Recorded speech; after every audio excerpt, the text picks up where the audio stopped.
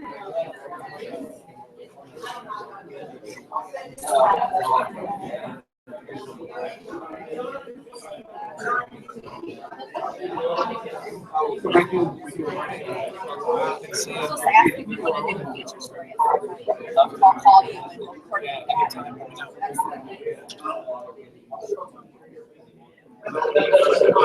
are you?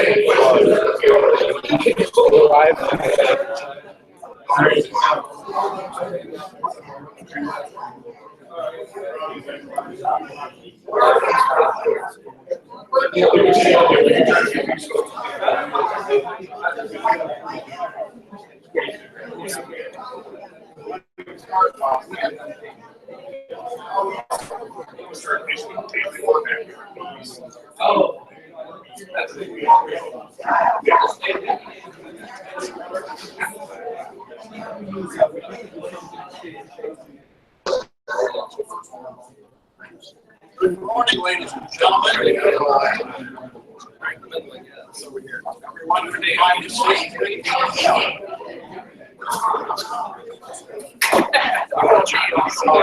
Right here. On the right side of the audience.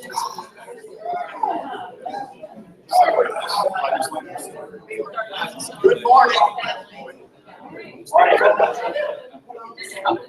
Allow me to introduce myself. My name is Mike Perkins. I'm the part of the foundation here in Huntington, and I'll be the moderator for this 2017 legislative session sponsored by the Huntington County Chamber of Commerce.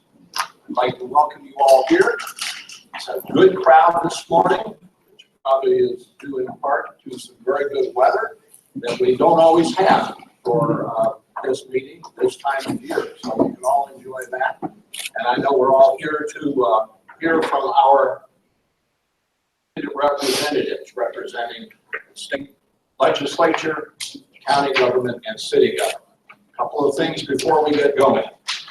First of all, I'd like to thank the Chamber of Commerce for sponsoring this session this morning, as it usually does.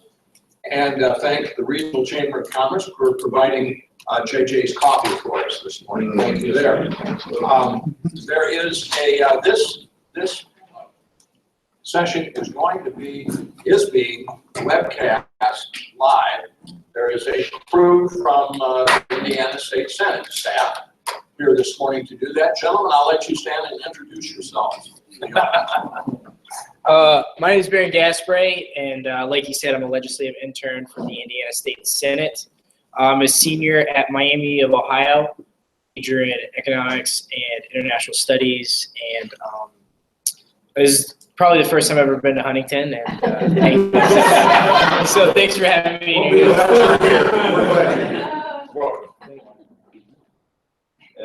And I'm a junior at IUPUI. I'm also a legislative intern, just like Baron, and I'm actually interning for Senator Zay and Senator Messmer as well. This is also in Huntington. So, yeah, thanks for having me. Thank you. Mike, can I just point out that these two young men are going to need jobs someday, Yeah. okay? So if you're impressed with them, you can give them a business card and get them back here in Northeast Indiana. That's right. Great opportunity. Very good. Thank you. We also have joining us today Paul Wagner, District Representative for Congressman Jim Banks. Paul, thank you for being here. Paul will be staying through the meeting. If anyone wants to talk to Paul about any issues regarding Senator Banks with the federal government, and I know none of us have issues with the federal government, he will be here at the end of the session to talk with you. Thank you. A couple of years how this day is going to run, the morning is going to run for the next couple of hours. I'm going to have each of our distinguished guests provide a 5-minute opening remarks, each in turn. Then we'll have questions. I'll have some questions. If you have questions from the audience, Steve Kimmel from the chamber will be around with paper and pencil to get them from you. And then at the end of the session, they'll have opportunity to give closing statements each. So that's how we're going to work it. And without further ado, let me introduce our panel to you. From farthest from me closest, most of you know all these gentlemen, but in case you don't, Mayor Brooks Fetter, City of Huntington. On that end, State Senator Travis Holdman, 19th District of the Indiana State Senate. State Senator Andy Zay, 17th District State Senator. County Commissioners President Tom Wall.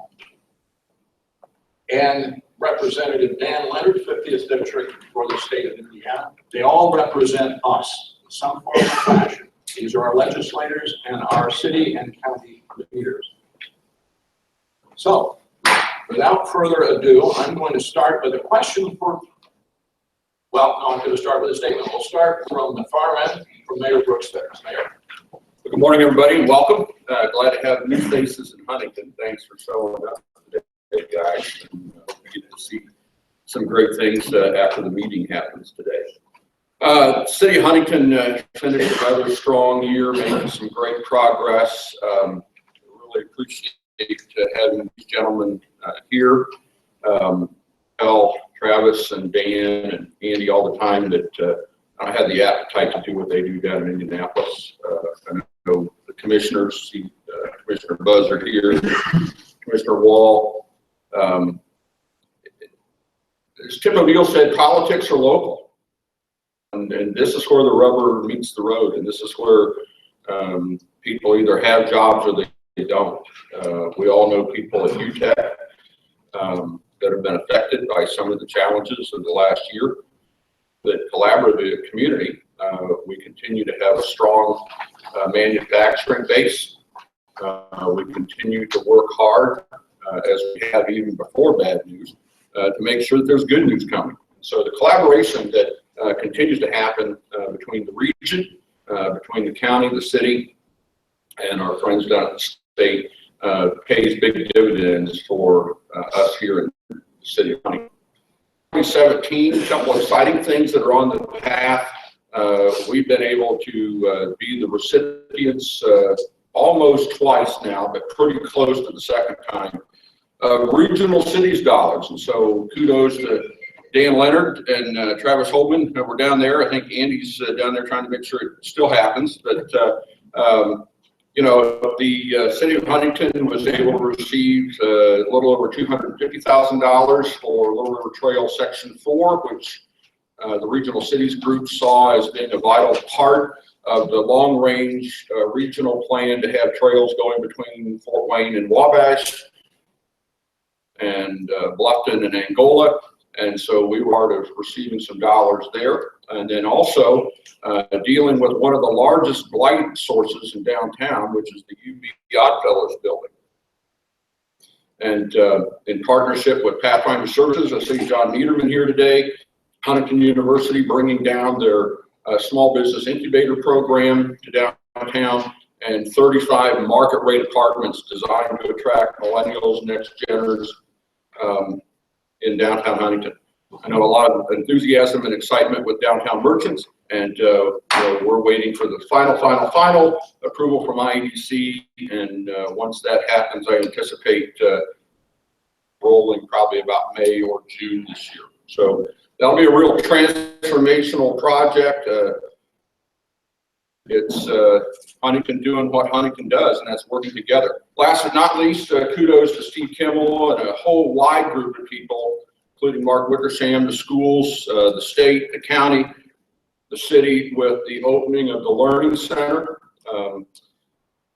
up by now Hardee's and Subway Complex. But they are up and running, and they are making sure that people have the skills they need to upskill to better paying jobs, making room for those who want to come in at entry-level jobs. So together to help make Huntington a great place to live, work, and play. And you have to keep training, have a great workforce, have opportunities, have infrastructure, and have a great quality of life. Senator, go ahead. Thank you, Mike, and thank you all for being here today, and thank you to the chamber and to the library for hosting us here. we have a little bit of confusion every 10 years when we redistrict, and I had somebody say to me they didn't know which part of Huntington County I had and which part I don't have. Let me just tell you, I have all of the eastern townships. I have Salamone, Union, Rock Creek, and Jackson on the eastern side of the county, and Senator Zay has all the rest. I'll let Dan Leonard explain his district to you because it's somewhat more confusing than mine is, but I'll just tell you that I am a constituent of Dan Leonard's. He is not a constituent of mine. Now you figure out how that happens. I am not his senator, but I do care about what he thinks sometimes. He's on House Ways and Means, and so when those issues come up, I really care about what he thinks. And so that's important to me. We've gotten off to a slow start in the legislature this year, both the House and the Senate side, because we had to inaugurate everybody. And about 2.5 weeks of really wasted time, to be honest with you, that we didn't get a whole lot done. But we've kicked off the start, and we've got it going well.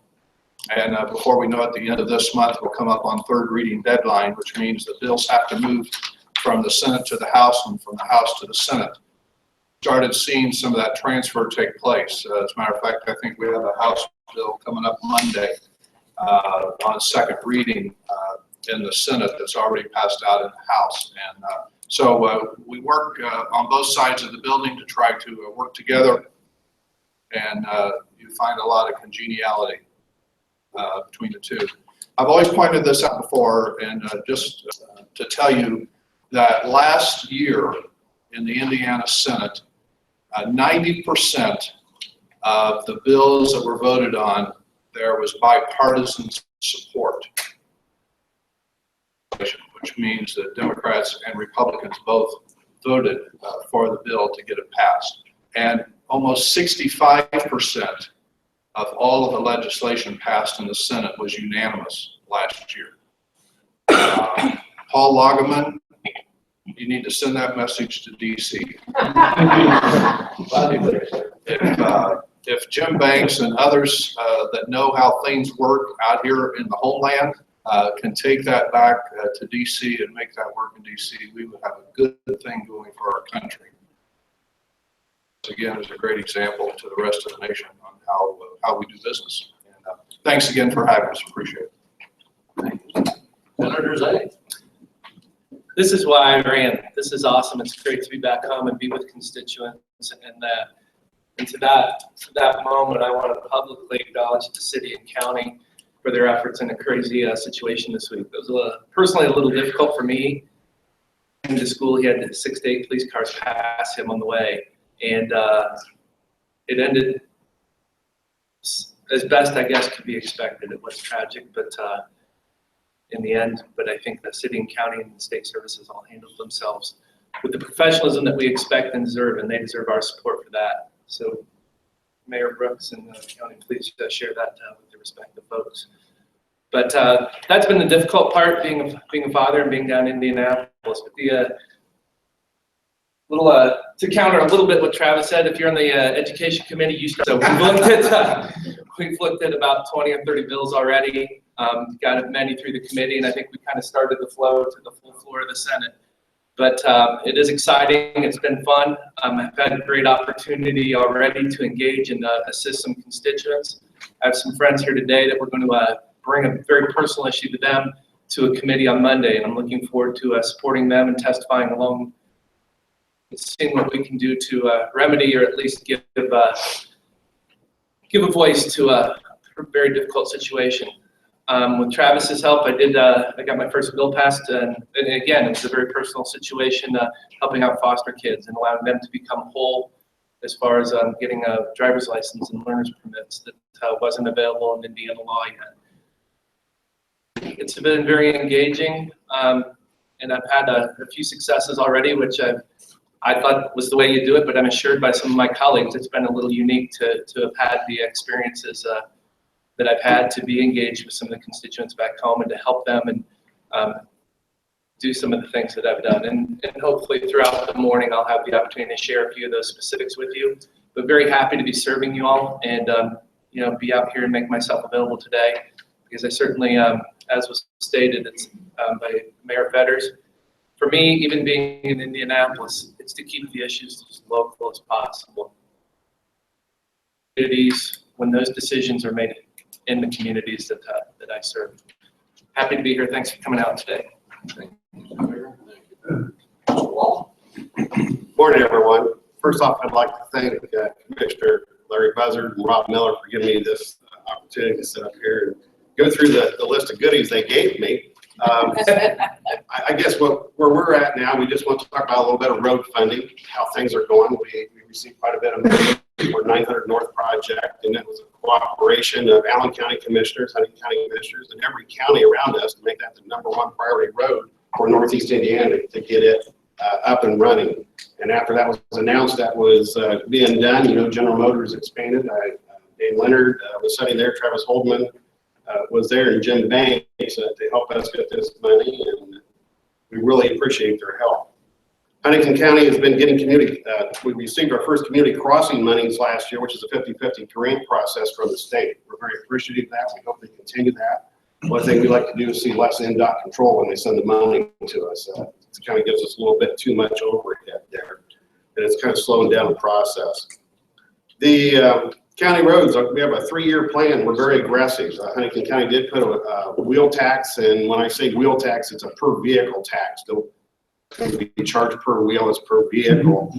And we're going to be very aggressively going after our subdivisions in the Huntington County that are there that have not been touched in quite some time. We've just been trying to be able to maintain what we have there.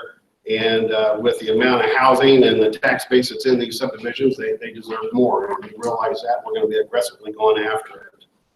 Huntington County Highway has a highly trained workforce. We're very fortunate to have Troy Hostel, our highway superintendent, that has passed all the state tests and NDOT tests to be able to get our community crossings money back to our county. And he's very good at getting our federal monies for our bridge repairs too. We're very, very fortunate. They have that all in-house, not have to hire outside engineering firms to take care of a lot of that for us.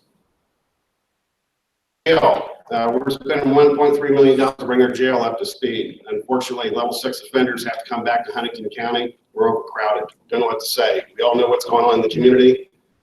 The only way to fix it, we have the community corrections. I guess the monies that is coming back for from the state for that. They have a staff of maybe 6, maybe $500,000 budget. Unfortunately, they have 48 clients. Why is that? Why can't we get more of these people out of the jail? Judge says, Tom, you don't want these people on the street. They have to be in jail. We understand that. But that's still, our jails are overcrowded. And we don't get brick and mortar from the state.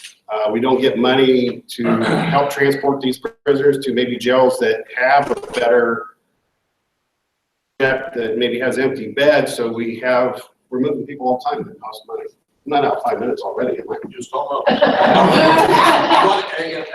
don't want to stop you, but perhaps there's a couple of years, okay. Yeah, I got to talk for 3 people, so I don't know what else to say.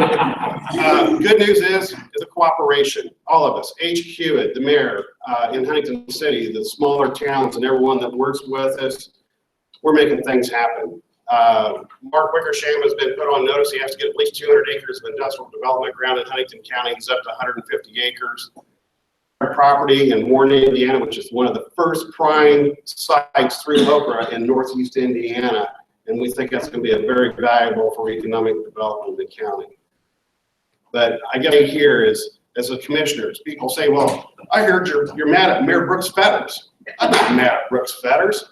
Yeah, we disagree, but we have a cooperation. We are moving forward to make our community better for all of us here. And we do sit and talk. Once a quarter, Brooks Fetters, myself, Kendall Mickley, and Charles Chaplin, we meet. We talk about tax base. We talk about cooperation. We talk about what we're going to do all to work together. We go down to the State House. We have commissioners in the state of Indiana that never talk to our legislators. The only time they see them is when they go to the State House. We see these guys in the restaurants here in town all the time and tell us our needs and what's going on. So we're very fortunate to have the cooperation of everyone that's standing up here, and plus the the representative come here too. So 5 minutes goes quick. Thanks for the extra. Mr. Leonard. Thank you. I won't take the full 5 minutes. Travis, I'm not sure where you've been for the last 3 or 4 weeks. Obviously wasn't in Indianapolis in the House of Representatives because we've been working our tails off. And we'll fix it when it comes over. See why I separate them?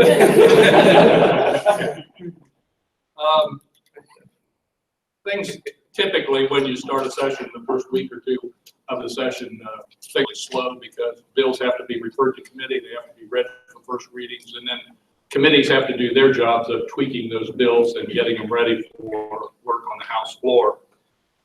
We have about 2 more weeks roughly to hear bills in committee, House bills through the House. And then the House and Senate bills will switch houses, and the Senate will start working on House bills, and the House gets to clean up the Senate stuff that they send over. So to give you an idea, in the House, we have on bills. In the House, you can only file 15 bills during a long session.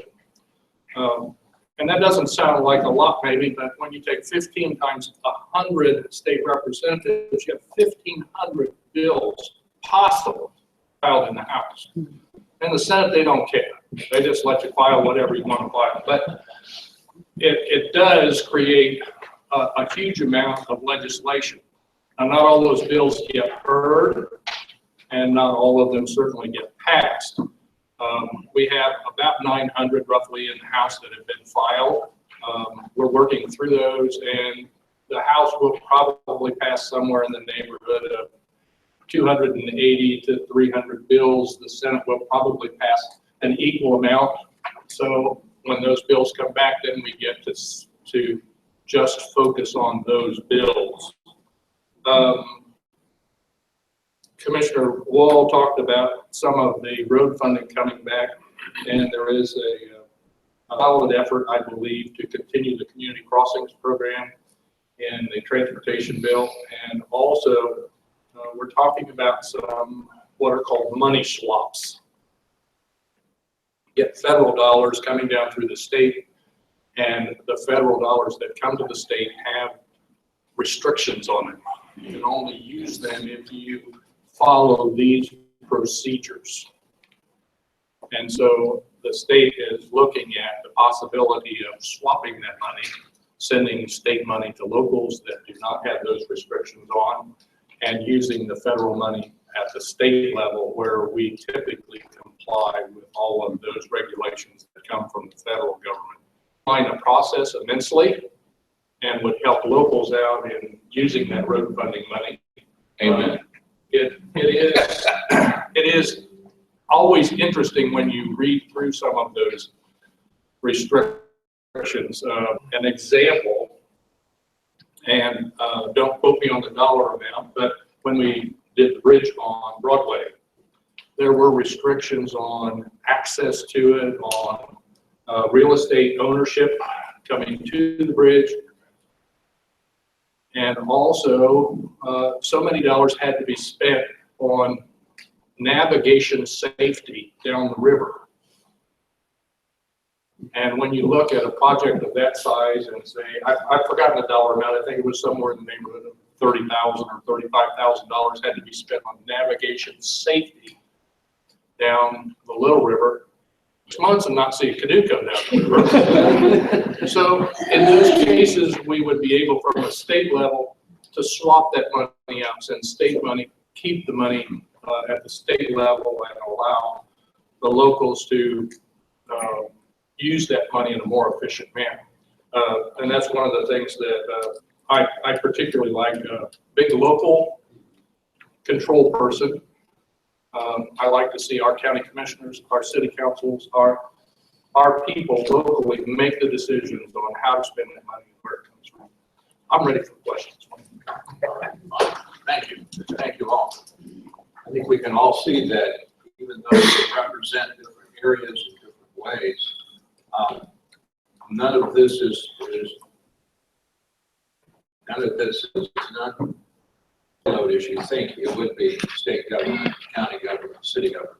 They all communicate on each other for information and for assistance. So thank you, all five of you. Thank you very much for working together closely.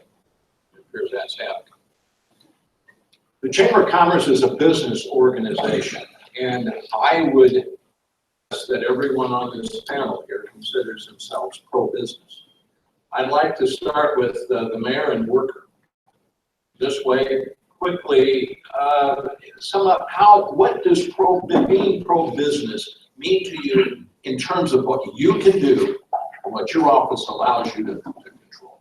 I think when it comes to the city, ours has to do number one with making sure that there's a unified team that is able to speak to any manufacturing or commercial concern that wants to expand, relocate, or attract here in Huntington, including also retention. And so between the commissioners, I mean, there's about a 9-year track record under Mark Wickersham's leadership of that going very, very well here in Huntington. And then we add in the regional partnership and the 11 county areas of Northeast Indiana, and that makes Huntington very successful in a very competitive environment. I think the other thing that we try to make sure we do at the city is to make sure that all of our permitting process is very streamlined. I was just at a meeting yesterday where an individual was ragging on a northeast of us about how difficult it is to build there, and how in Huntington, Wells, Whitley, it seems to be a whole lot easier. We get people through that process, and in fact, the regional partnership, Commissioner Wall, myself, Larry Buzzard, Rob Miller, and commissioners and mayors from 11 counties in Northeast Indiana, there is an award coming up in Huntington City and Huntington County are right at the forefront in pursuing streamlining the permitting process. So we don't want those kinds of regulations becoming a challenge. I think the other thing is I think with what we're seeing at CSP, I remember Jerry Reed, wife's cell phone, to get a hold of the mayor to find out how we start the process of doing $18 million expansion and potential jobs coming on about 2018. You know, it's how that works. And so it's being accessible, being available, knowing who the workforce is. Again, in a meeting yesterday that Steve helped coordinate with Leaders Edge. Right now, the challenge is making sure we have a skilled workforce and that we have people available to work. And so the regional effort, Road to 1 Million, you know, the regional cities initiatives, our biggest challenge in the next 20 or 30 years truly is population. And right now, if you're not working, there's a reason, and it's typically not going to be good. You know, talking to CSP, Dow, any company you want to talk to in Huntington, they are all hiring quality people that, you know, willing to train, and we just have to keep that kind of thing going. So streamlining, keeping the government clutter out, and then creating a great quality life for the employees who choose to come live in Huntington. Sure. I'll just touch on a couple things because I think there's a lot of state initiatives along this line that give Senators Zay and Representative Leonard an opportunity to hit those as well. Two things I see is keeping taxes low for business. I think that's very important because if they're able to save on the tax dollars that are going out of the business, they're going to be able to hire people and to increase the workforce. And I think the other thing that the mayor touched on is just our labor force. I saw a number this week at the State House that said they're between 19 and 24-year-olds in Indiana. This is for the whole state. We have 130,000 4-year-olds that do not have a high school diploma. That is startling when you think about that number. And Northeast Indiana, Huntington County, we have our fair share of those folks. And I think working with folks like Ivy Tech and Huntington University and programs that we can put out there and enable them to do those programs to help those folks get their high school diploma. Because we have such a shortage on the workforce. I think this is just one of the little things that we can do at the State House to push that initiative out to the locals to let you folks reap that benefit. But those are two of the things I would touch on.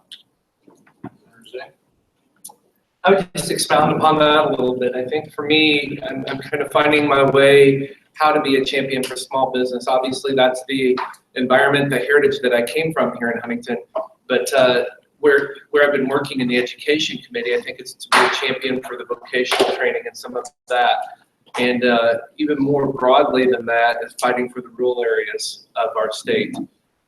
There's a little push down there between some of the metropolitan areas and the services, the funds that they get versus the opportunity that we work hard with our commissioners and our city folks here to create environments to be good communities to live and work. And a piece of that is continuing to take the mayor's message and the county's message as a cheerleader and amongst my colleagues and share that message.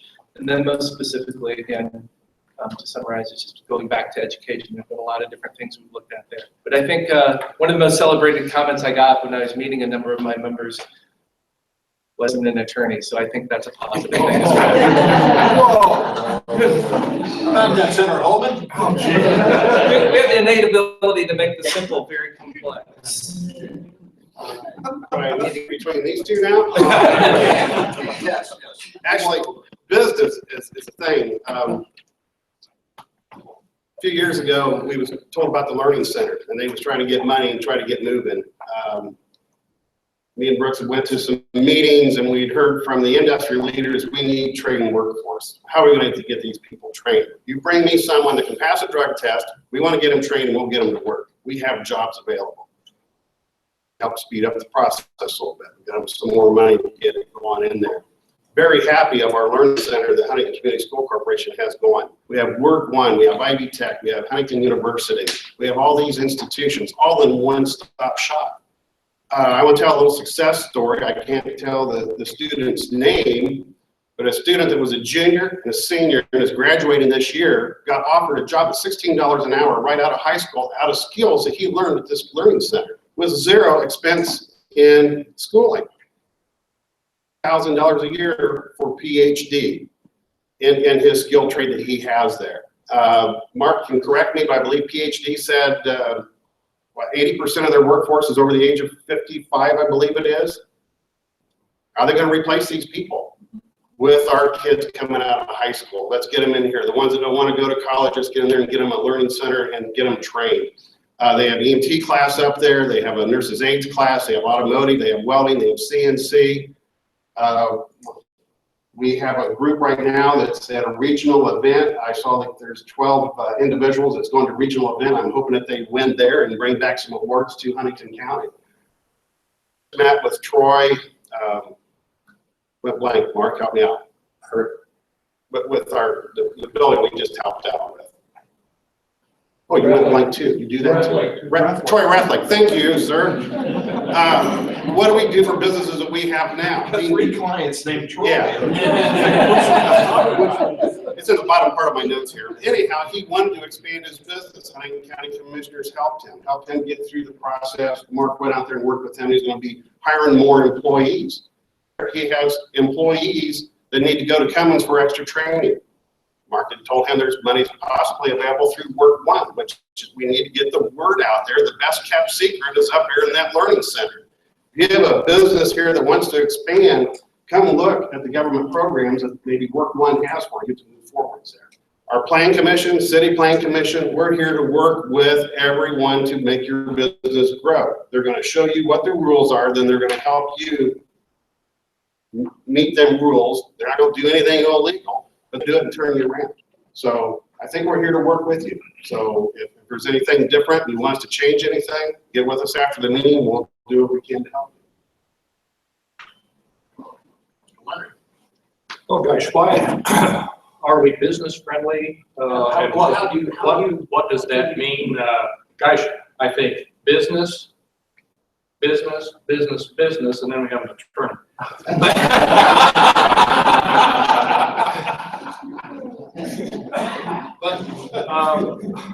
But there are so many things we could talk about Indiana being business friendly.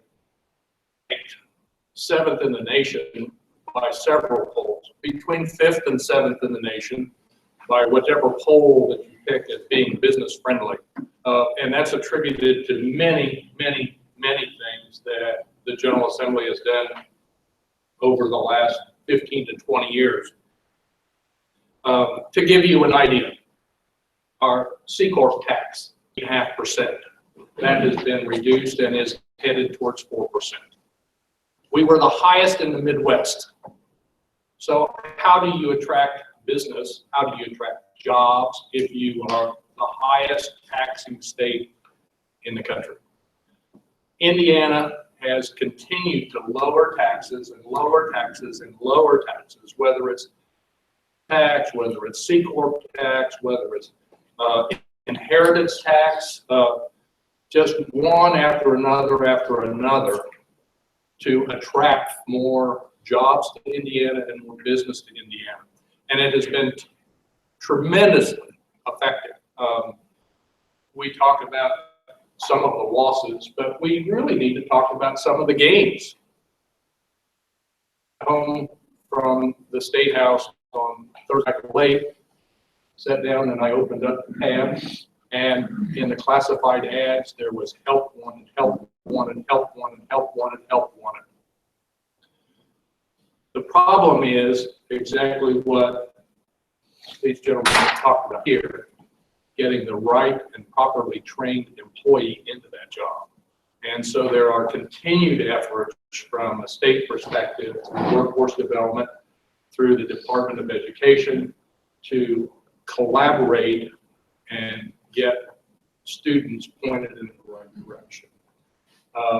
I'm very pro-business, as I think at least 4 of the 5 up here are. And we appreciate the input of someone on the other side as well. So. He doesn't. I'm not one of his constituents. So.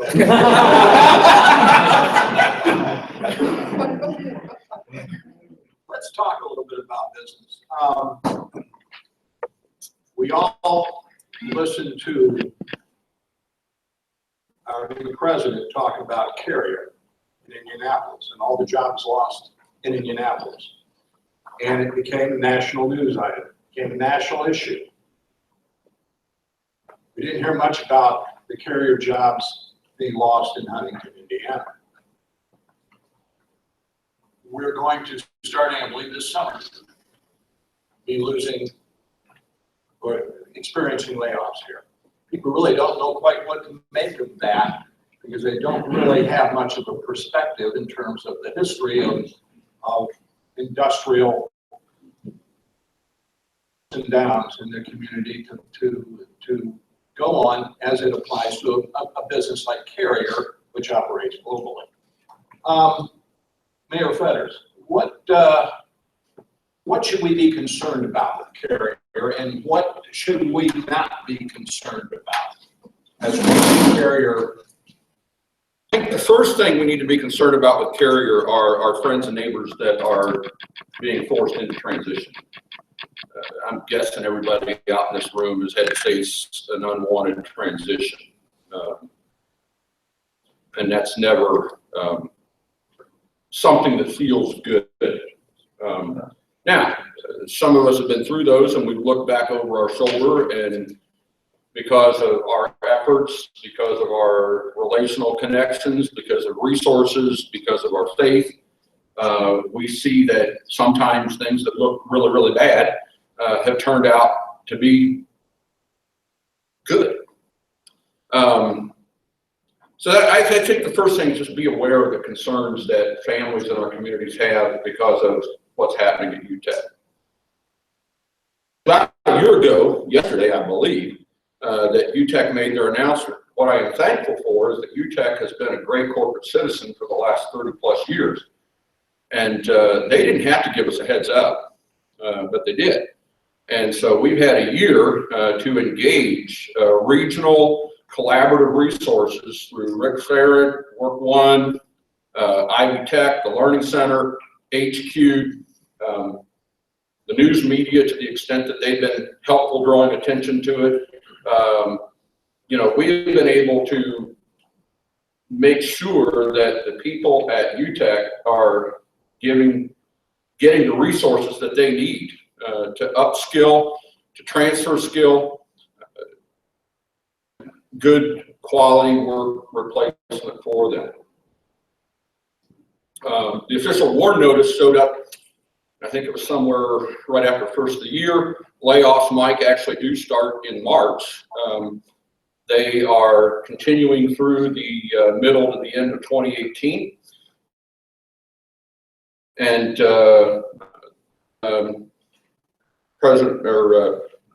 President-elect Trump and Vice President-elect Pence came back to Indiana and brokered the carrier deal. A lot of attention focused on Huntington.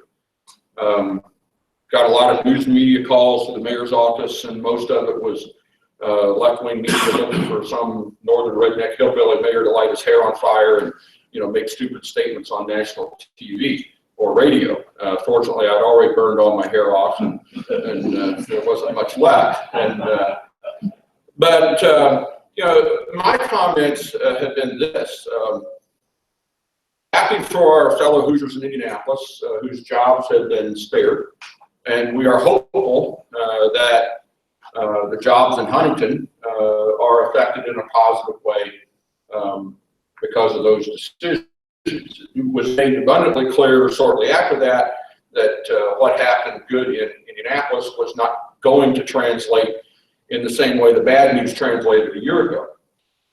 I can tell you, as Mark Wickersham and I and Mr. Wall and others have had ongoing conversations with the corporate officials, with UTEC, also at the national and at the local level. They are planning to keep about 100 jobs here, and I believe that's very positive, and I think that's going to continue. The other thing that is positive is we have a very strong industrial base here in Huntington and regionally, and unemployment is at around 3.5%. And people with the skill sets that you have to work at a company like UTEC, very stable jobs, very stable people, those individuals are going to be in strong demand, and I believe are going to be able to transfer into jobs that will be meaningful for them.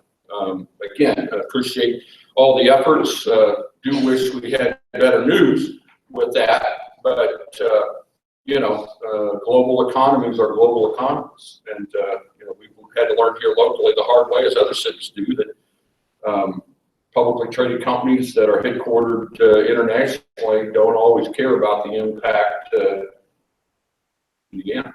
So again, back to the first concern is I think we need to make sure that we're taking care of those that are our friends and neighbors that have called UTEC their work home for the last 30 years. Unemployment. Most recently, I believe we had, I'm going to rate it, not sure the rate, that there were just over 660 people in Huntington County listed as unemployed. 660 out of a workforce approaching 20,000, or at least it used to be, maybe 18. That's a very low percentage. Yeah, we heard a report at a recent service club meeting from Low Inc. saying that it had served enough people, 11% of Huntington County's population at its food pantry and service area here in the community.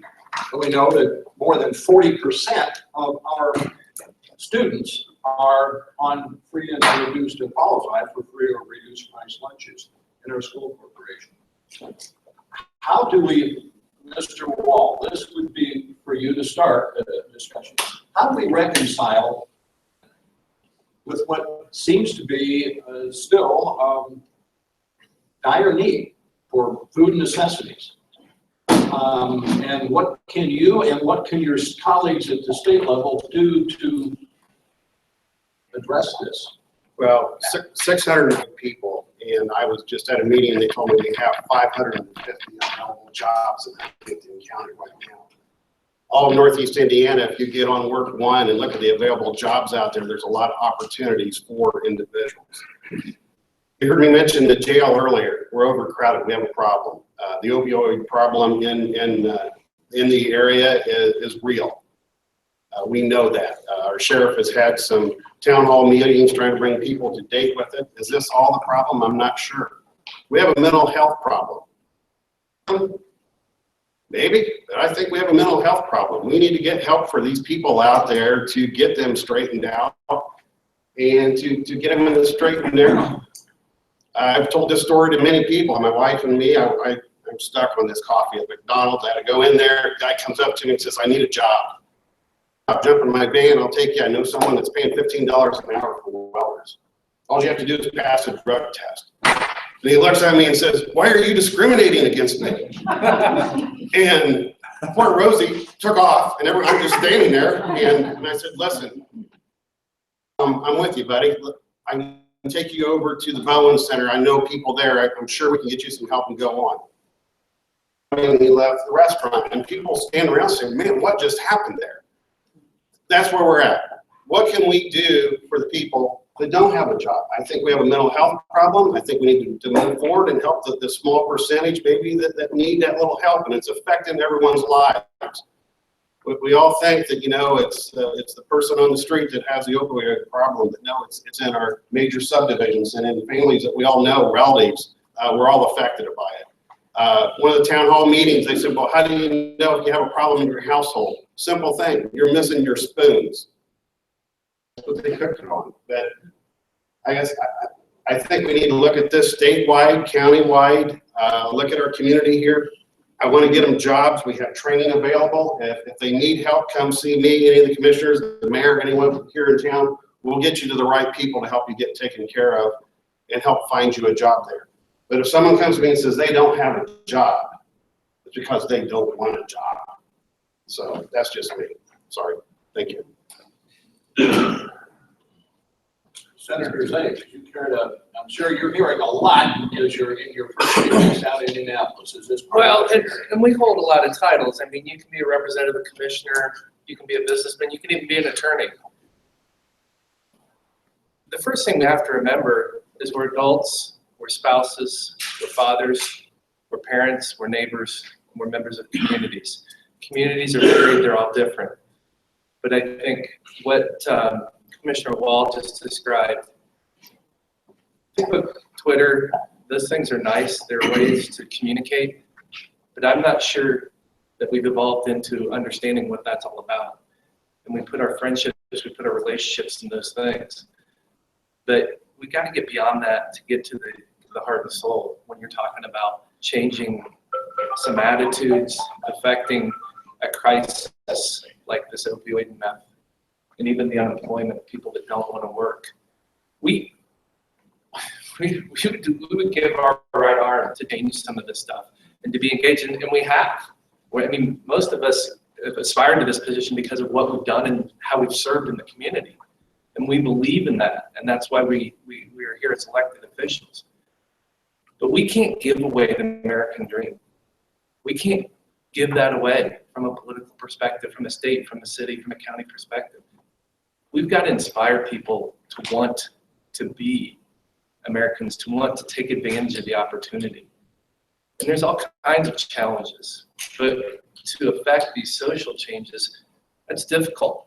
And it's tough. We've seen a lot of stuff that it's so much around the periphery. How do we deal with this in education? How do we deal with it in the business environment? How do we deal with it in, we had a difficult situation in an insurance committee meeting this week. There's so many things. But again, I think that's where the local control is really most important. I mean, we have some charges as we have down at the State House that we need to and take advantage of or take care of. But a lot of what I try and do is keep it as local as possible, particularly in regards to education, local government. That stuff needs to be decided here.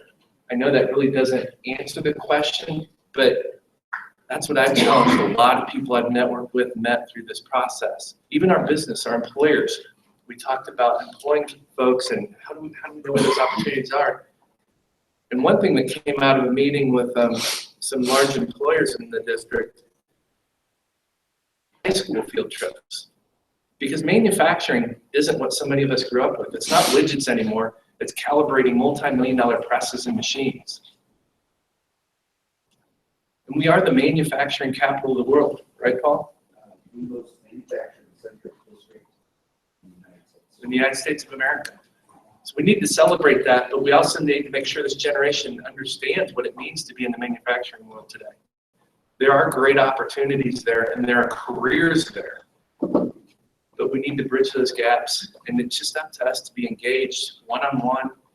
We have in our faith communities, wherever. And some of this stuff, it's very difficult. It's a public crisis, but I don't know that I can write a bill that will solve it. And I'm certainly not going to manage it or handle it much better than our churches will, than Love Inc. will, the Boys and Girls Club, the YMCA, and our local agencies that are dealing with some of those things either. As well as what you guys are doing through United Way that kind of brings it all together. It's come before us, but as to where the state is going to be involved, and a lot of that is just financial, and where it needs to be in the local communities. Let me give for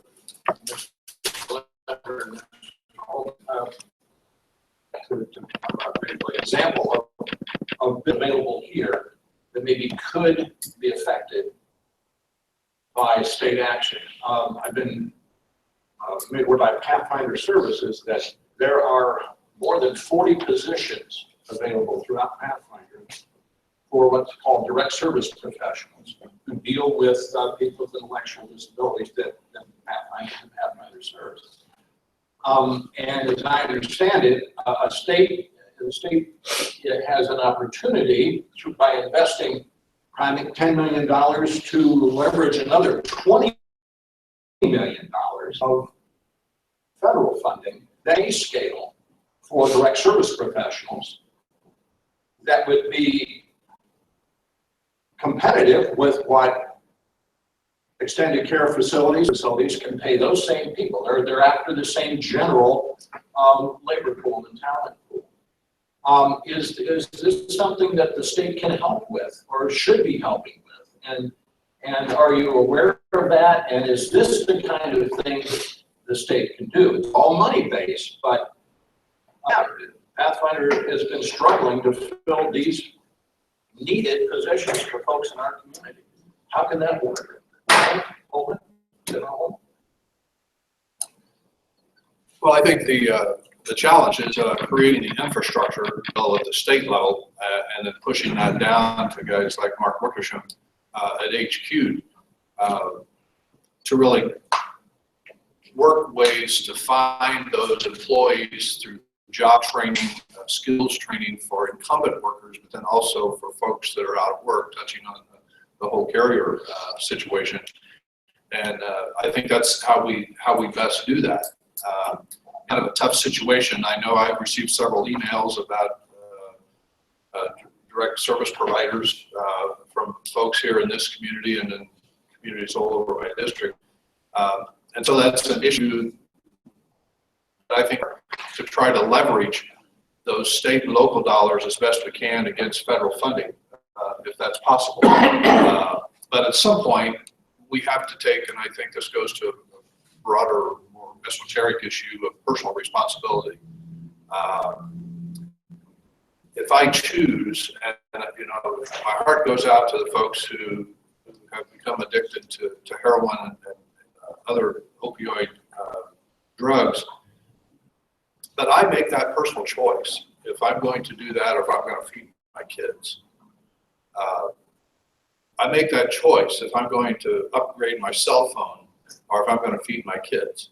I make that choice if I'm even going to have a cell phone, if I'm going to feed my kids. Am I going to buy an upgraded package from Comcast or Dish TV, or am I going to feed my kids? I think it's an issue of personal responsibility that we all have to make, and being responsible for ourselves.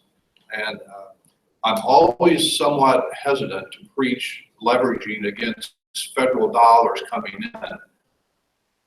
I would rather that the federal dollars just stay here to start with, but we're a long ways from that happening. But I think we have the resources, we know the issues, and we have the infrastructure, I think, in place to respond to issues such as what you mentioned.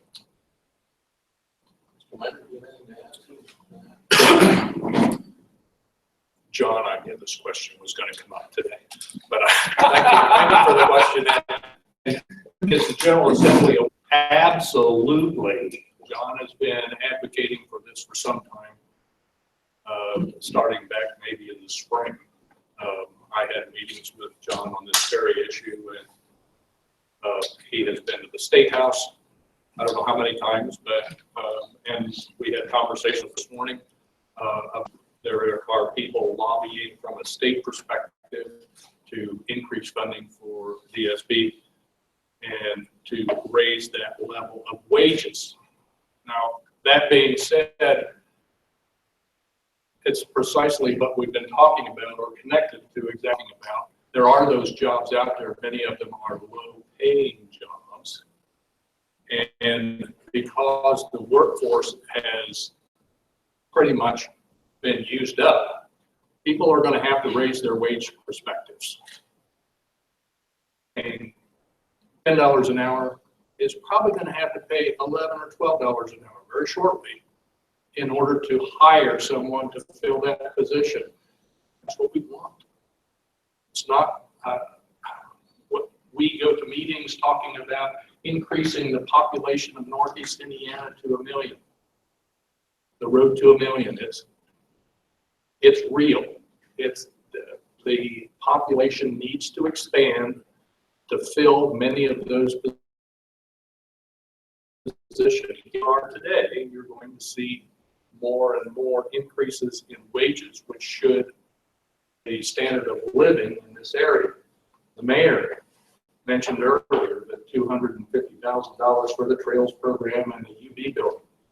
It's all connected with quality of place. And it was developed by IEDC, the Indiana Department of Economic Development, to attract people. When we make Huntington nicer, more people will want to come to Huntington. When we supply them with quality apartments, we'll attract more people to Huntington. So it's all connected, and yes, Indiana is very much aware of it.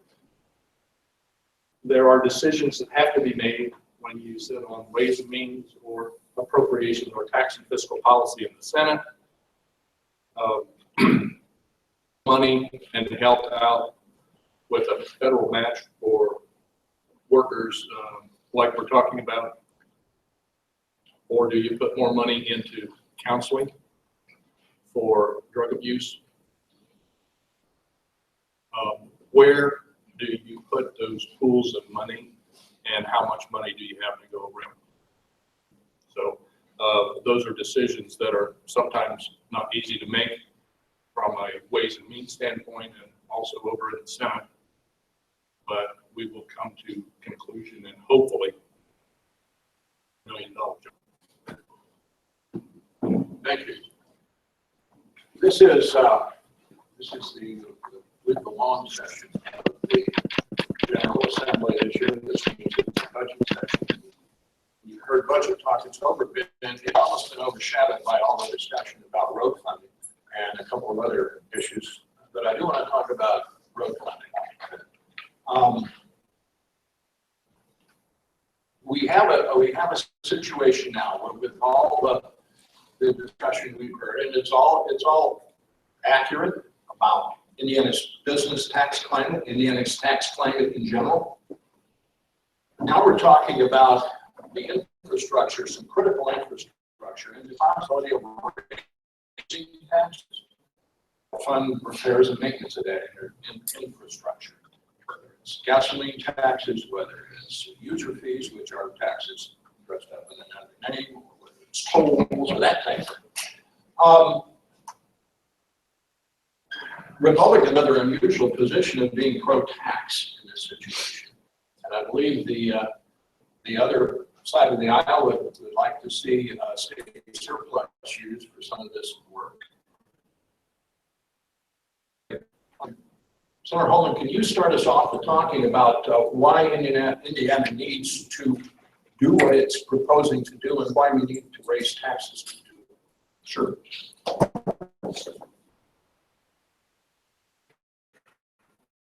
This is a challenge for us as conservatives. In the past 10 years, we have capped property taxes. We have eliminated the inheritance tax, seeing a decrease in and cut personal income tax and corporate income tax. We have, I just looked this up, we have 7,000 fewer state employees than we did in 2004. We have the same number of state employees that we had, I think it was in 19. We have state workers, Governor Pence. We're sort of at rock bottom, folks, and I think you all appreciate the fact that you don't pay any more property tax than you pay, that your income tax has been cut, and we're doing our best to keep control. But we get to a point, no other options left for us. And we're looking at results of a study that was done over the last year that says Indiana needs $1 billion to finish what we've started and to maintain what we have. And a big piece of that are bridges that we have in our infrastructure. You know what happens when the county gets the word that you've got to shut down a bridge, and all of the disgruntled taxpayers, because that happens. If that starts to happen on interstate highways and state highways, that's going to have a terrible effect on economy here in the state of Indiana. The long-range plan is to add more lanes to I-69, to 3-lane I-70 all the way across the state, and to 3-lane I-65 from the south, and to finish I-69 from Martinsville to Indianapolis, and to build a bridge across the Ohio River at the end of 69 at Evansville. And there's also discussion about an additional in southeast Indiana along the Ohio River to bring more commerce to the state. Those are all infrastructure projects that right now we just don't have the money to do that. Enough funds available to maintain the $1 trillion.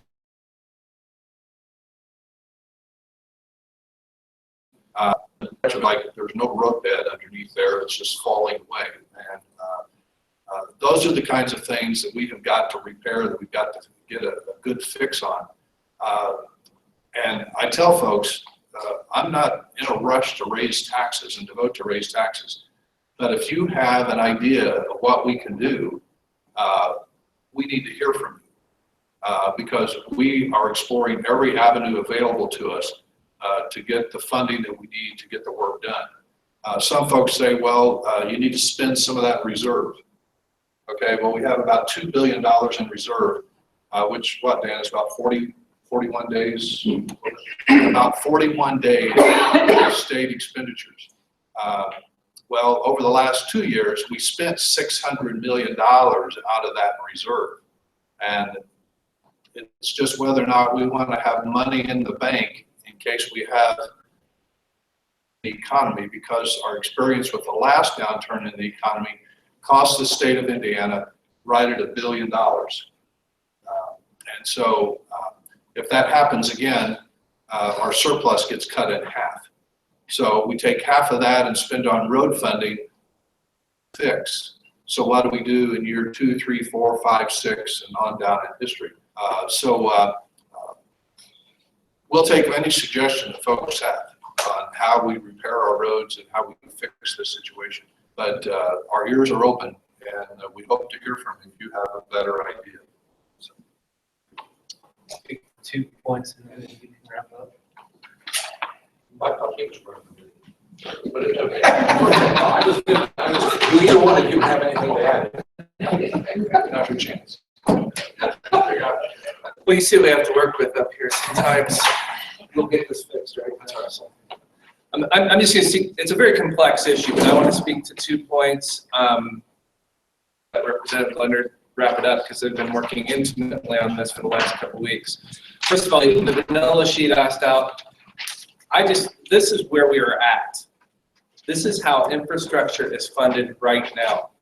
So there's been some information bantered around, both in the media, online, and whatever, exactly accurate. But I thought this summarized the expenses and revenues of infrastructure right now. And just to expound upon Senator Holdman's point about reserves, we got about $2 billion in how I understand the biggest savings in regards to those reserves is our AAA bond rating. That doesn't mean a bunch at the state level. I mean, it's a great moniker to have as a state, but that bond rating is used by all the local communities, and it's saving millions and millions of dollars for local bonding projects, from bridges to roads to all kinds of other projects. Rating is based on having a reserve. And yeah, you can debate all year long, all day long, where that reserve needs to be. But I think it's $1 or $1.5 billion needs to be maintained in reserve to maintain that rating. And that's where the breadth of having that rating is very important. It's not as much at the state level as it is throughout all the local communities.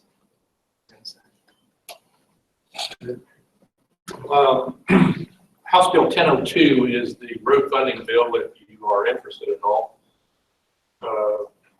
Passed out of Ways and Means Committee and will be on the House floor probably this coming week on seconds. And Senator Holdman talked about needing $1 billion for road funding. Folks, that's not $1 billion.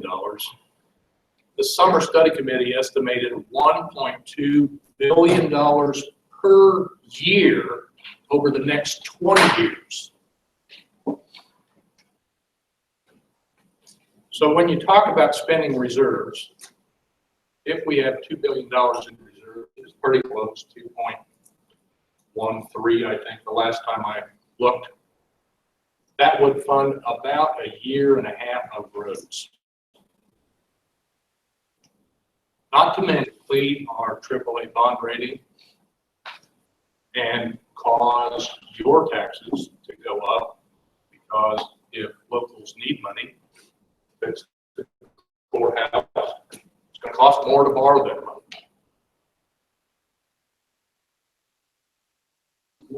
We estimate a pretty good because we estimate the average drives 12,000 miles a year, spends nearly $500 a year on maintenance to their vehicle, bad roads. When I first heard that figure, I thought, that's goofy. My son drove down a county road, hit a pothole, bent an aluminum rim on his car, popped a tire, and for the shop bought 4 new tires so we could have match tires, bought a used rim off of the internet for $250 and found out the back rim was bent. It comes home, it's a little more sensitive. What we're talking about here that's been passed out of the House, cost Hoosiers about $50 a month.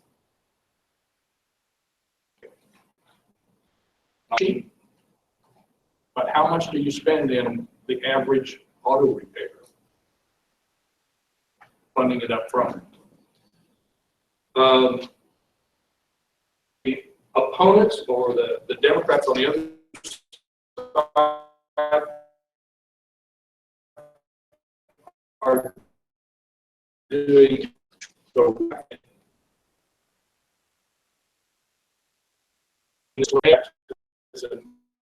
We don't want to increase taxes more than we need to. Infrastructure, when you talk about building 4 miles and with $9 million, that's what we funded that project for, $30 million just for. So I think it's something that we've not approached haphazardly because it's been studied both by Republicans and Democrats at the state level. This past year was a summer study committee that met just continuously by both parties, and they came up with the need of the $1.2 billion per year in funding. One of the we have tried to address over the last couple of years is gasoline has a tax per gallon on it, and then it also has sales tax on it. And of the 7 cents in sales tax, only 1 cent of that went to roads. The remaining 6 cents went to the general fund.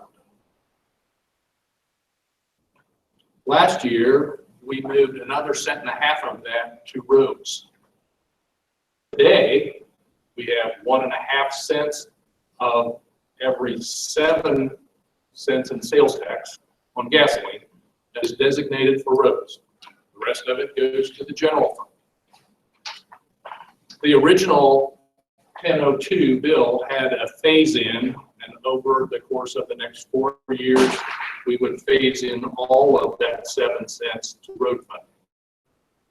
In the Ways and Means Committee, there was an amendment put into the bill that moves it completely next year to road funding. The problem is, John, DSP, we need more money to fund wages for John. Every cent that you move from the general fund to road funding, $5 million. Fluctuates up and down depending on the price of gasoline, but about 75. So we've created a big hole in the general fund now by doing this. Where does the money come from? Figure 4.5 cents times $75 million, or 4.5 pennies times $75 million. And it does create a hole over here in the general fund. So I will tell you, and this is, I don't know if this is publicly out here or whatever, but a year ago, the Republican, very similar to what you see, and was put off so we could have a summer study committee and find out the exact amount. And in the bill a year ago, we had an increase of $1 per pack on cigarettes. That $1 per pack was to be used in Medicaid to offset all of that transfer of the sales tax over to road funding. So I don't know where we're going to end up. I know right now there is a bill that's gone through the Health Committee that proposes $1.50 tax on cigarettes. Indiana is one of the worst in the nation when it comes to smoking. We have more smokers in Indiana per capita than anybody else in the country, and we'd like to stop that. So when you increase the tax on consumption goes down, and you lose federal dollars that come back from the tobacco settlement money into the general fund. And we know from past history that it drops off and then it kind of grows back a little bit. But those are all estimates and things that we deal with on the Ways and Means Committee. So you have gasoline, or you have road funding problems, you have Medicaid problems, you have tobacco settlement problems, and they're all mixed together. And we got to get John $10 million for workers.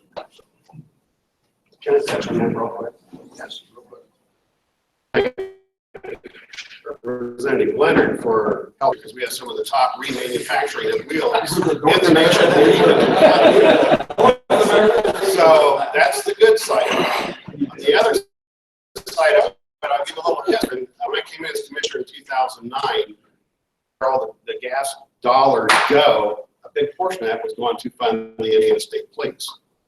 Why it was there, I don't know. I know Dan was there when we, as the county commissioners, come and talk. I don't remember Travis. We did that for funding the Indiana State Police, where it was not from the wheel tax. Back in the day, and it hasn't been that long ago, but we wanted to say back then, we would like to see all taxes associated with fuel come to the roads. We was talking sales tax. It was $11. I think his sheet here shows 72.6 million. It'd be a short-term fix. It would be nice to see that 72 million put back on the roads as far as commissioners go in all 92 counties in the state. We just had a meeting this last week about it in Indy. One thing our group just kind of tossed around, I know they always talk tobacco and they're always, taxing tobacco. I was told they haven't taxed alcohol in quite some time. How about if we tax a little bit more on the alcohol and toss that over to us and maybe give us some short term and then really look at this over the next 2 years to see how we're going to do this. We're in a really, really good problem right now in Indiana. We need people. We have industry. We need the infrastructure, and how are we going to keep them here? On my way back from Indy the other day, there was a semi truck that jackknifed, big crash it, and they was backed up to Hamilton. It was an absolute mess. It was the biggest parking lot you ever seen. And I was thinking, man, I'm glad I'm going home. I'm not sitting there going to Indy. But I don't have you guys' figures. I'm just tossing that out from what I'm hearing when I go to Indianapolis and from the other 92 counties when we talk and try to collaborate to see what we can do. We don't have time for a study session for another year. We need some cash, and we can't have a bridge shut down. We all know that anyone who had to go to Marion last year when NDOT shut down both bridges on State Road 9, what it did, it put them all on our county roads, and that meant we have to come back and fix our county roads, and we don't want that heavy trucks on there. So I think we all can work together. We just all need the cash and move forward. And I'm with you guys. I don't like more taxes, but let's take what we have and spread it around. Mr. Holdman, you asked for suggestions. I have one for you here from a member of the audience. And as we know, once a tax goes on the books, it never goes away. As far as the gas tax, 10-cent gas tax, regulation on the tax, that it goes off the books if gas prices reach $3 a gallon. Is there, would there be that, is there that kind of possibility for capping somehow adjusting this to the pricing? Well, yeah, thank you. Good idea. I thought that the House version, there was an index. Did that fall off? Or? Well, the 10 cents a gallon is per gallon, not in sales tax. So the price of the gasoline doesn't make any difference. It can be $5 a gallon, and it's still only 10 cents a gallon. Sales tax is a different issue. It's on the wholesale. The sales tax is on $1, 7 cents per dollar per gasoline. You're actually being taxed twice, honestly. In Not compounded. Correct. You're being taxed on the gallons and you're being taxed on the dollar for the purchase. That's not a bad suggestion. There's been some discussion. The tax, if there is a tax, that's an additional tax that's put on to keep that under control. So if the price goes down, we see that. If the price goes up, We've really tried to push everything to what we call user fees. If you drive on the highway, you need to pay for the highways. If you drive across that bridge, you need to pay the toll. If you drive on the tollway, you need to pay the toll. You need to pay for that highway. I think as much as we need to make it fee-based, and I have no issue with going to a fee-based system, because if you use it, you ought to pay for it. And I think that's just a practical suggestion, but appreciate the input, and we'll take a look at that. Senator Holdman has to leave in a few minutes, but I want to get one more line of questioning going, and I'm going to kind of interrupt it for you to make that. Sure. Thoughts. Let's move away from this little clinic we've had in government finance this morning, inpatient, which is the other key set of circumstances that is before General Assembly.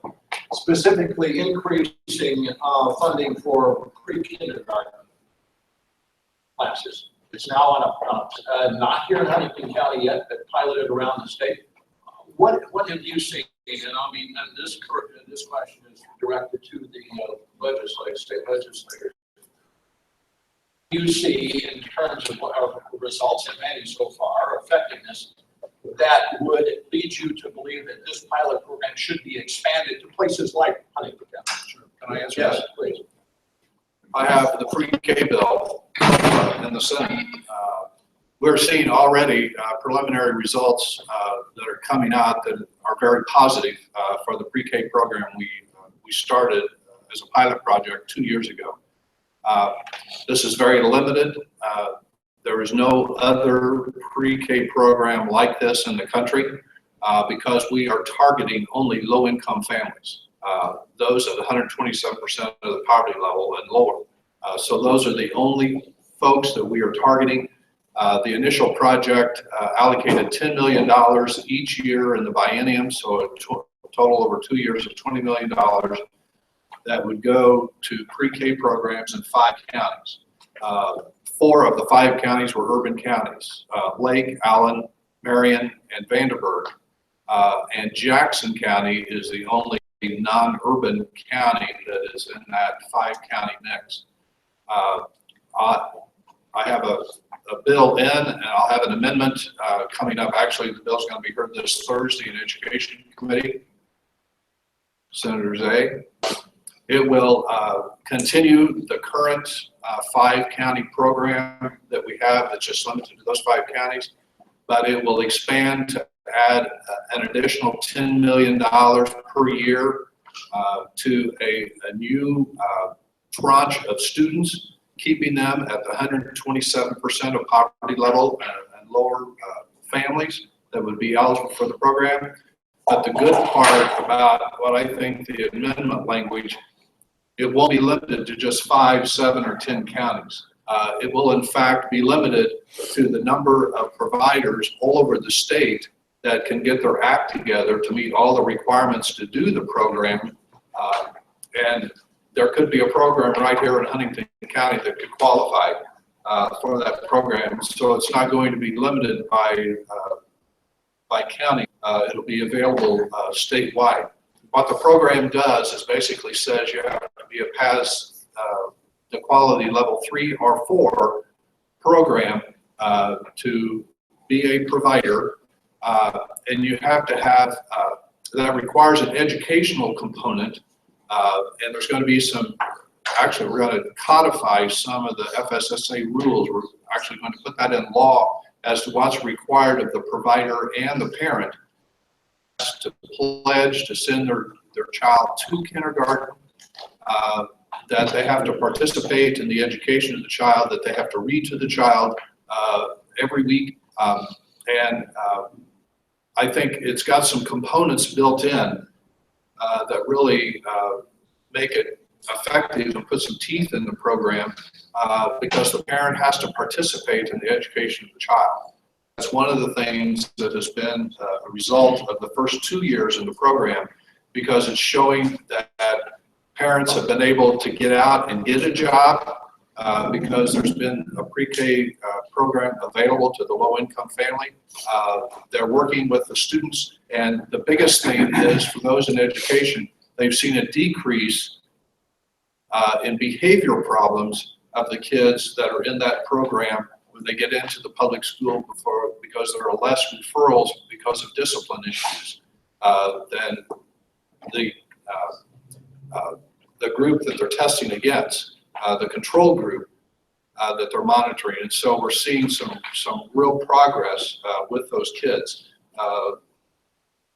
in that program. So, and I have to leave. My grandson has a basketball game at 12 o'clock in Zanesville, okay? You people are important, but he's important also. And so, and I have to referee the other game in the other court. So I get to watch his game from one court while I referee a kindergarten league at our church for an upward program. But it's been a delight to be here. My email address is on the bottom along with Senator Zay's on the handout that we gave you. If you have questions or concerns, ideas, send those to us. We'd be glad to listen to you and engage in discussion. And if you're ever in Indianapolis at the State House Monday through Thursday, you need to come and visit us. We would love to have you stop in, show you around the State House and let you see what we do. We'd love to have you come down. And once again, I want to thank the Chamber and the library for hosting. It's been a pleasure to be here again this morning, and I look forward to serving you and seeing you again. I will not be back to Huntington to do another third house because I have all are part of 6 counties to get to, but we'll be doing webcasts on several more of these throughout the session, and we send that out to the local papers, the web link, so you can just log on, and it's in my e-newsletter. If you don't receive our e-newsletters that go out from Senator Zay and myself, when you send an email, just tell us you want to be enrolled in the e-newsletter, and we send you weekly updates of what's going on in the State House. I'd love to hear from you. So with that, thank you very much, and we're doing our best to get this guy along in the system. And as the only attorney out there, it's okay. I think you need a hug, Travis.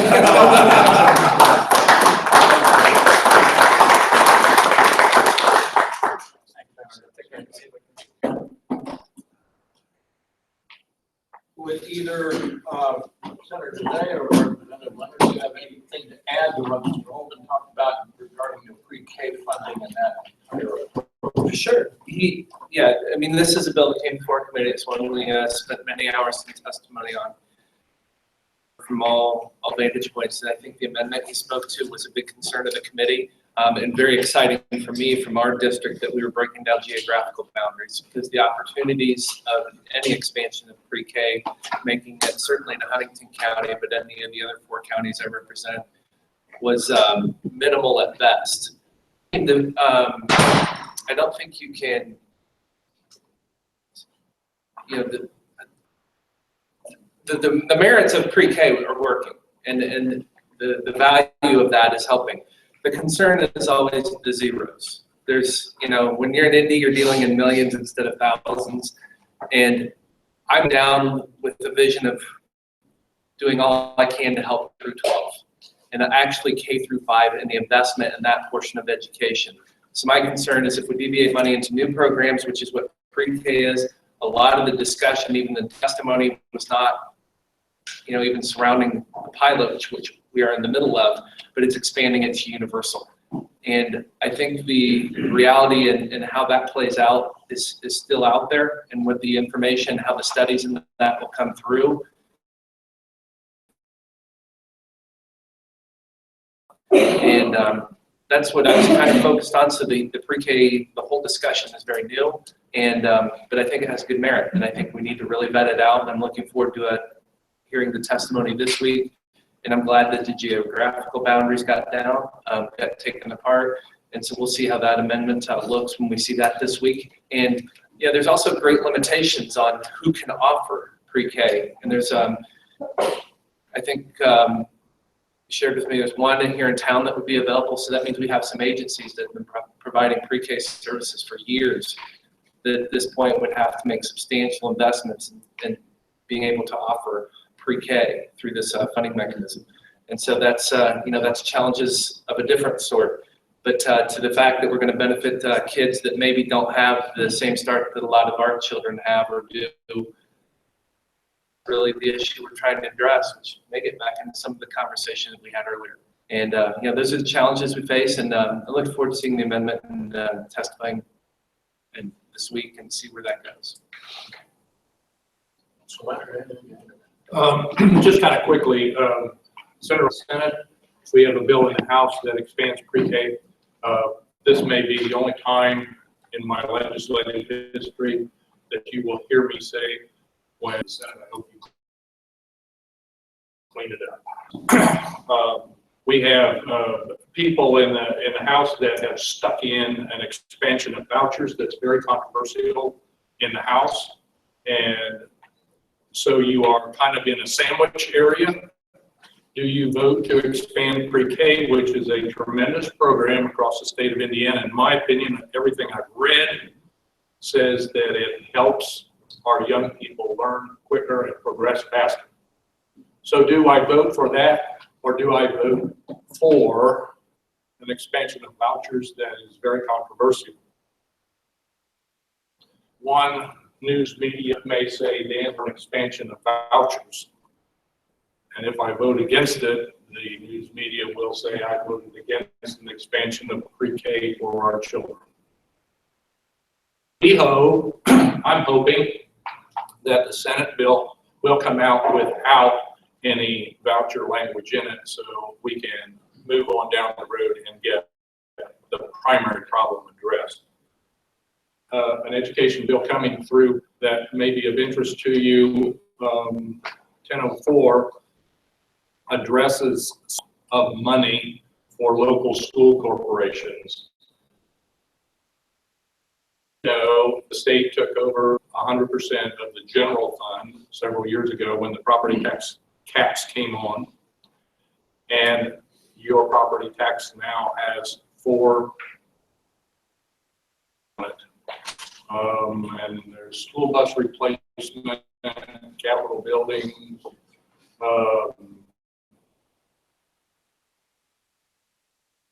sport levies on your property tax. And school corporations are not allowed to transfer money willy-nilly from one. So simply would allow locals to have money. Combine those and give them more flexibility on where to. I think it's first. Like I said, it's a locals to spend money as you want your school board to spend it, as opposed to how the state dictates you spend it. We have a room for a little less than a half hour yet. So I'm going to, before we have just some quick questions for, we hope, some quick answers. Mayor Feathers, at least one plan to put a new business at the H.H. Nice Laundry.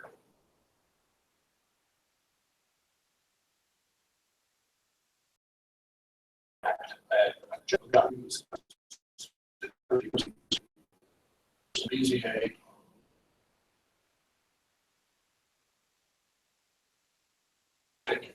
What kind of business can go at that very high visibility critical intersection in the city that would not cause traffic problems?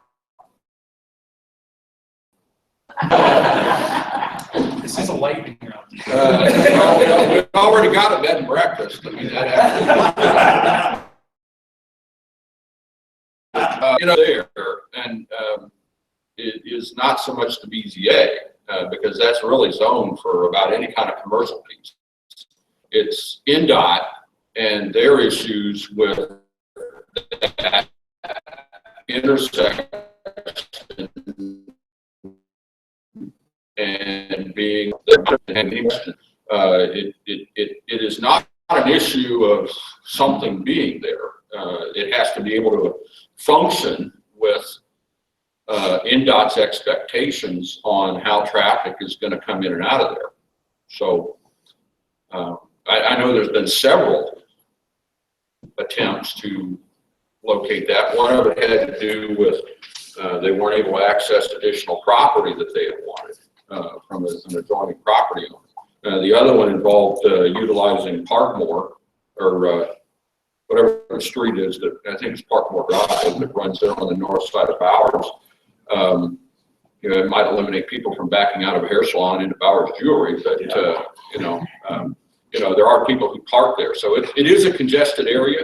But I'm not worried that, you know, the private market has a way of finding its way through it. But it's an issue of working with NDOT at a regulated intersection and traffic. Thank you. Mr. Wall, the courthouse facade problems arrived about 2 years ago. In April, I believe, when that happened. It is now, for many reasons, it's now taken about as long to the courthouse as it did to build the building. 110 years ago. This is like When can we expect to see that work complete and see our courthouse in its glory again? Sure.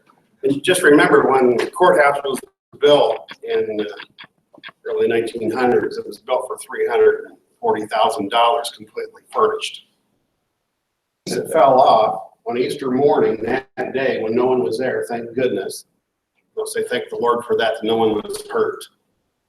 The bids came in at less than $400,000 to do these emergency repairs around. I will commend DLZ Corporation. I called them that morning, Tammy Weiss, which her father was Senator Weiss at the time, and I need help. They sent a structural engineer down immediately to look at the rest of the courthouse because we want to make sure no other pieces fell on us because we have 4 other doors at the time.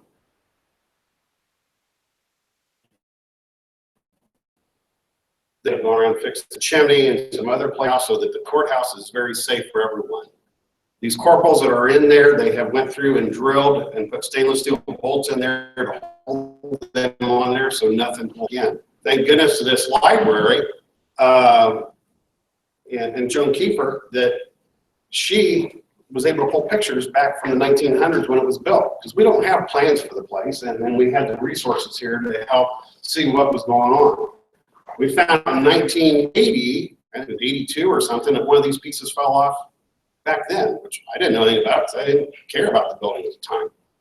But I will tell you, as a county commissioner and the other 2 county commissioners and our current county council, we are dedicated to make sure that it's a safe structure for our employees and the public, and we're going to make sure it's going to be there for the next 100 years if I have anything to do with it here in the next 4 years.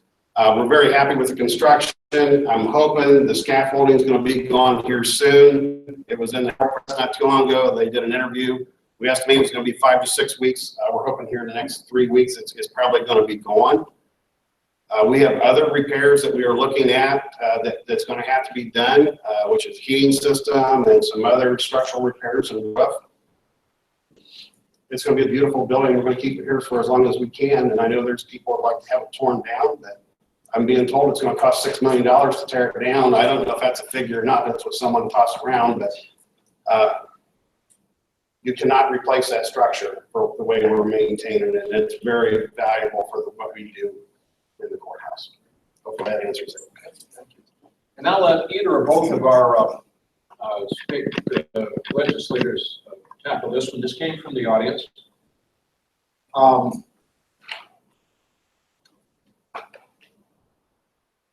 Where do you, on the prospect of necessary pay increases for state law enforcement officers, how important they are to our safety and our doing what we're doing statewide? We're talking about state police, excise officers, excise gaming officers, Department of Natural Resources officers, who have had, I think, I'm told here in a question from or a suggestion from the audience, true pay adjustments essentially this is since 2000. And they're looking for raises. Again, we've been talking about state money and the demands for state money all morning. Where do you stand on the possibility of approving pay increases for our state law enforcement? As long as the can of worms is open, I'll go ahead and tell the whole story. But no, I had a good meeting with some of the state police officers, and what is happening with the state police force is I think they're down about 700 candidates right now statewide. When they do have call outs for training, what used to be thousands, now they're getting hundreds, like 200 or 300 that are going to the academy. And the state police training is a little more process. They are in the academy for almost 26 months. And what's happening with a lot of our state police academy candidates is they go through the state police training, which is a little longer, covers a few different areas. They come out, and then cities and counties throughout the state are hiring. So they're actually being trained through the State Police Academy and ending up in a lot of other. So I think there is some more to the discussion. And the reason I said it broadly, there was a bill presented, I think, that went to study committee by Senator Randy Head about a few of the state officials, not ourselves, but Lieutenant Governor, the Attorney General, some of the other state offices. And I've spent some time on another issue meeting with Attorney General Curtis Hill, and for him to take the position of State Attorney General was a huge financial consideration for him and his wife. He's making $50,000 less representing the entire state than he was as a prosecutor in Elkhart County. I don't say it's the state's responsibility to make all that up or supersede that, but it's certainly worthy of some discussion. And some of those state officials, we need to look at their pay levels in regards to what their contemporaries are doing at a local level. And I think some of those should be, state police kind of falls in that arena as well, what they're making compared to their city and county officers throughout the state and through some of the other agencies. And I think it was assigned to a study committee. I think that will they'll spend some time on that this summer, and I'm certain there'll be some sort of recommendation. But yeah, I think it's a real concern. Major concern? Well, thanks, Mike, for the question. And it is a concern because are our state police being hired by local units and local government, but they're moving out of state. We train them, send them through our academy here in Indiana, and then Illinois hires them, or Ohio hires them, and they move for better pay. And I think I stood right here and said, this is what happens when we have a depleted workforce. Things start to go up. I think, yes, I believe we need to give them an increase in pay. I believe my statistics were that they hadn't had a pay increase since 2005. That's 11 years, 12 years. And so I think, yes, it's time to give them a pay increase, and yes, it's time to make sure that we have quality officers out there on the highway to protect you. I think what Andy was talking about, Senator Zay, was very important as well. Senator Head introduced a bill that would increase the governor's payment. I believe it was $30,000, if I remember right. And I got phone calls and phone calls and phone calls, and Curtis Hill, as Attorney General, was to get a pay increase, and Tara Klutz, who is now our state auditor, was to get a pay increase. Curtis Hill took a pay cut to come to the state of Indiana from Elkhart County. Tara Klutz, who's a CPA and took a pay cut to go to work for Allen County, took another pay cut to come to Indiana and be state auditor. Our gut, anybody know what the governor of Indiana makes? I think the number is $109,000. When you look around the state of Indiana, look at what we pay people to run, so let's say a superintendent of a school. the mayor of Fort Wayne. We're talking about the governor of the state of Indiana. How can we attract quality people to be governor of the state of Indiana and pay them $109 million?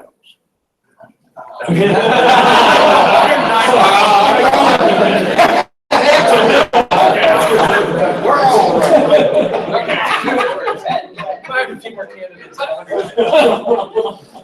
But we were very fortunate, I think personally, when Mitch Daniels came to Indiana to be governor, $30-some million. He didn't come for pay, trust me. When he left, he went to Purdue University and was making $400,000. Why would he want to be the governor of the state of Indiana for money?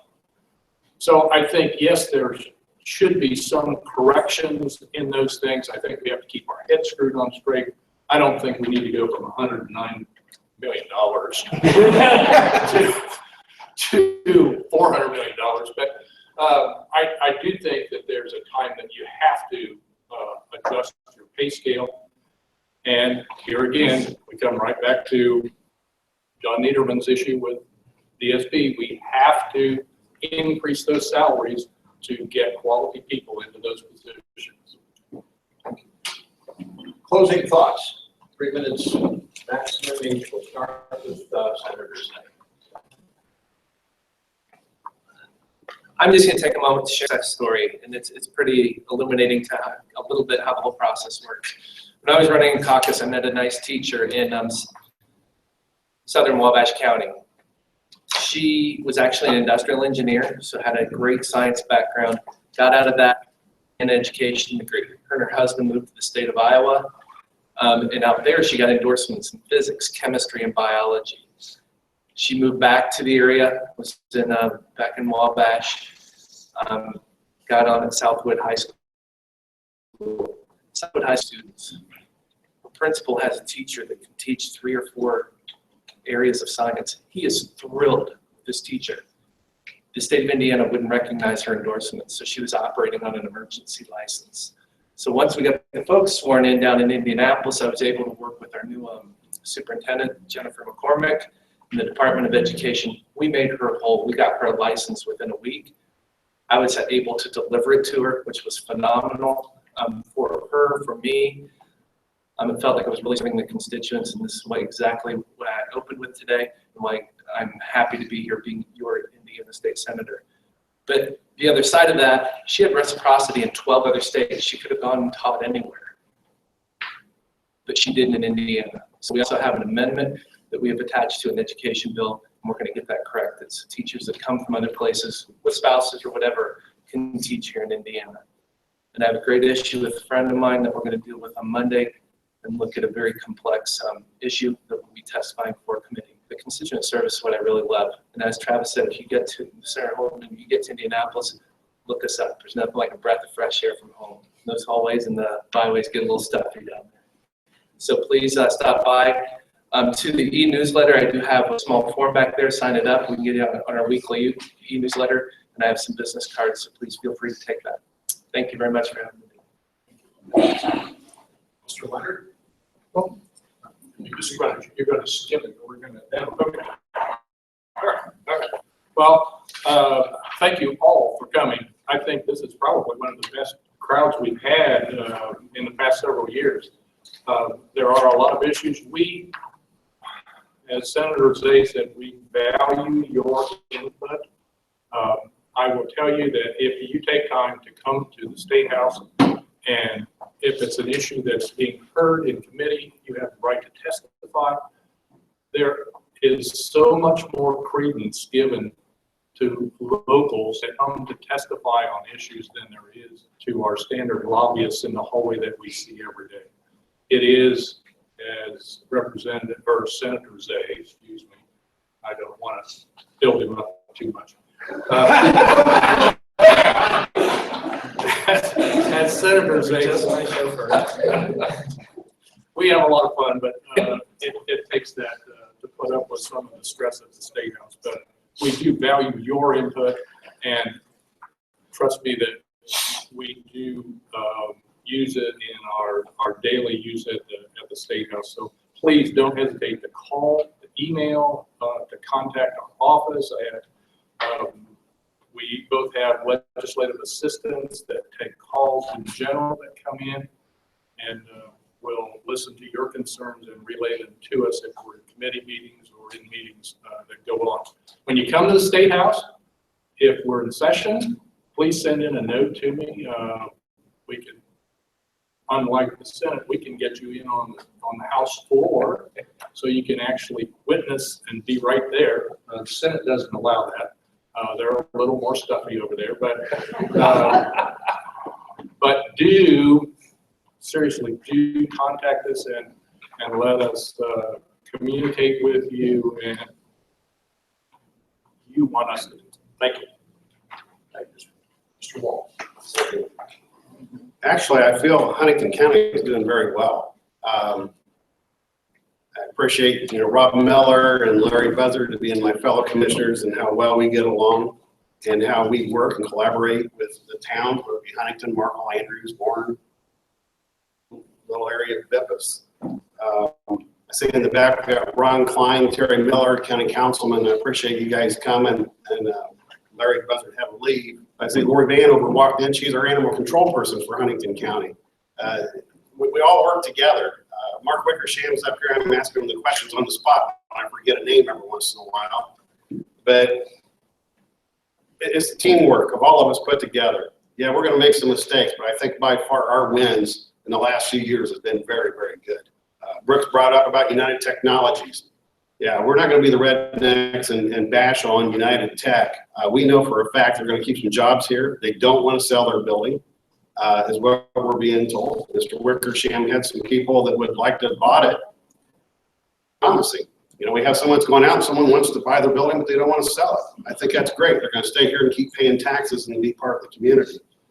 Adam, you're here. United Tech has been very good to United Way. They're very good corporate citizens. They help with United Way. They've been for Habitat Humanity. I've been there and seen them work. But we have so many things going good in the community. Don't let the negatives beat us down. We do have someone here from the Otis Bowen Center. If you want to talk about the mental health afterwards and look at it, that's just my opinion. We have a mental health problem.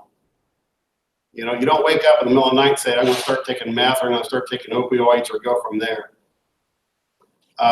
People make that choice, what they want to spend their money on. They want to spend it on drugs or cable TV or go buy a new car or whatever. But I know when people get so far down in their life, the only one thing that is on their mind is they need that high. They have to have that drugs. They have to keep moving. That's something I can't handle, and I think it's going to take the professionals at the Bowen Center and John Niederman with Pathfinders have services too, that we can help these people. So that's one little bit of preaching that I can give today. I don't understand why. All I want to know is if you're out there and we can help, I got people to help you. But come to our community. We got jobs. You guys want to work in Huntington? Let's introduce you to somebody. And we got some good bike trails coming in. We got some good things here. And don't leave town until we get you a Tenderloin or something here in town. Okay. I think they're hoping to. Yeah, thank you. Hey, thanks everybody for being here today. Great to see a phenomenal turnout. As I look across this room, I see lots of familiar faces, and every one of you do something to make Huntington a great, and you give above and beyond what anybody who knows you knows what you do. Huntington is one of those communities that historically and continues to be one that works shoulder to shoulder to make things better. For all those who are in here that serve in elected office, thanks for doing that. I appreciate your willingness to throw your hat in the public ring and experience what that's like. But it's a very rewarding piece to be able to do that. I'm having a lot of fun. I've told people many, many times I've got the best job in America, being the mayor of my hometown in the small Midwest Indiana city, and I'm having a ball. And we're seeing great things happen, and it comes because we have a plan, we have focus, we have partnerships that are committed to the good of all, to make sure things are moving forward. Last but not least, I just want to make a shout out to our first responders and public safety personnel. For those of you who've been around Huntington this last week, Tuesday, Wednesday was a little nutty. It was a domestic situation that involved guns being used in a way that they shouldn't have. And our state all worked together to help make a very bad situation, while it had a tragic ending, came through in ways that nobody else was hurt any more than necessary. And so I'm just grateful for those who serve in that way, the risks they take, and it really kind of hit home more for me because for the first time in the Fetters family or the Deaver side of the family, we have a police officer in our midst. So, and no, she will not be the next police chief of Huntington, Take care of those rumors, yeah. That concludes the session. I would like to thank Steve Kimmel from Commerce for hosting this. Thank the Huntington City Township Public Library for providing the venue for it. And I'd really like to thank you. We're all interested citizens, but the interested citizen who is also the informed citizen, the effective citizen. And you've taken that extra step to become informed today. And I certainly appreciate that. I know they do as well. So thank you. And especially thank our community leaders here who have spent this morning with us. Please help me give them a round of applause.